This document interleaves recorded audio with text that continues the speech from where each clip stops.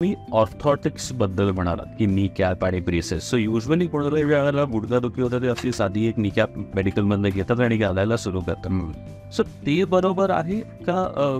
काही स्पेसिफिक त्याच्यासाठी ब्रेसेस किंवा असिस्टिव्ह डिव्हायसेस असतात ते लोकांनी वापरले पाहिजेत? हो, हा खूप एक चांगला प्रश्न आहे की ऑर्थोटिक्स आणि त्याच्यात प्रामुख्याने जसं आपण म्हणला की वेगवेगळ्या प्रकारचे नी कॅप्स, नी braces, hinge knee braces, open patellar नी कॅप्स असे खूप प्रकारचे ब्रेसेस मिळतात आणि ते आपण वापरायला पाहिजे.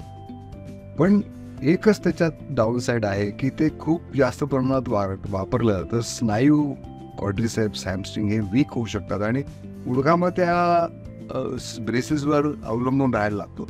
तर we should use it at the time only when we are going out. घराच्या बाहेर जाणार असो किंवा काही स्ट्रेनियस काम असेल तरच घालायचं, म्हणजे 24 तास घालू नका. सेकंडली काही आता ऑफ रोडर ब्रेसेस पण मिळतात, म्हणजे जे थोडेसे महाग असतात पण त्याच्यामुळे जे वेट ट्रान्सफर असतं ते गुडघ्याच्या आतल्या बाजूने जे जातं गुडघे दुखीमध्ये, गुडघ्याच्या संधिवातमध्ये ते न्यूट्रलाइज होतं आणि बाहेरच्या बाजूने वजन जाऊ शकतं. ऑफ रोडर ब्रेसेस खूप चांगले आहे.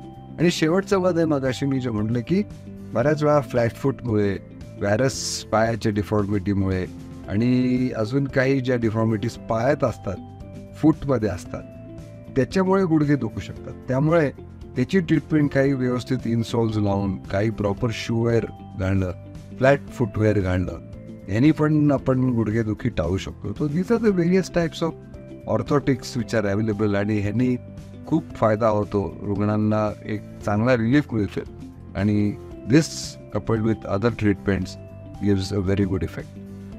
आणि जर तुम्ही असिस्टेड डिव्हायसेस बद्दल पण मगाशी बोलता म्हणाला की स्टिक, वॉकर या गोष्टी वापरल्या पाहिजेत, केव्हा वापरल्या पाहिजेत, त्याचा फायदा होतो का? हो.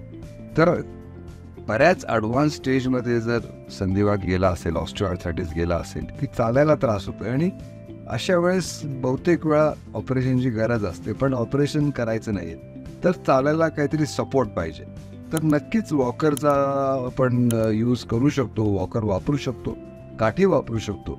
आता बऱ्याच वेळा जर काठी वापरायची असेल आणि तर रुग्ण मला विचारतात की उजव्या गुडघ्यात दुखणं असेल तर काठी कुठल्या हातात वापरू, डाव्या किंवा उजव्या? तर बऱ्याच वेळा उजव्या गुडघ्याचं दुखणं असेल तर उजव्या हातातच काठी वापरा आणि ते काठी जी जमिनीवर आपण ठेवतो तेव्हा पायाचं लोड आणि काठीवर लोड हे 50-50% डिवाइड होतं. पण जर खुब्याचं दुखणं असेल तर आम्ही सांगतो की काठी दुसऱ्या हातात वापर. पण काठी वापरल्याने, वॉकर वापरल्याने आपल्याला नक्कीच एक स्थिरता मिळते, गुडघ्याला एक स्टेबिलिटी मिळते आणि आधार मिळतो.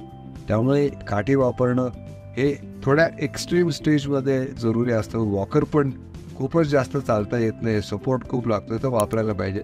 पण that should be done as a last method. म्हणजे काय होतं, कधी कधी वॉकर किंवा काठी मग ह्याच्यावर खूप अवलंबून जातो पेशंट आणि मग काठीशिवाय चालायचा त्याला आत्मविश्वासच राहत नाही. त्यामुळे जर डॉक्टरने सांगितलं तर वापरा, पण स्वतःहून काठी वापरणं किंवा वॉकरने चालणं हे शक्यतो टाळायला पाहिजे. बट जरूर असेल तर डॉक्टर सांगतील आणि तेव्हा मग वापरायला संकोच करू नका.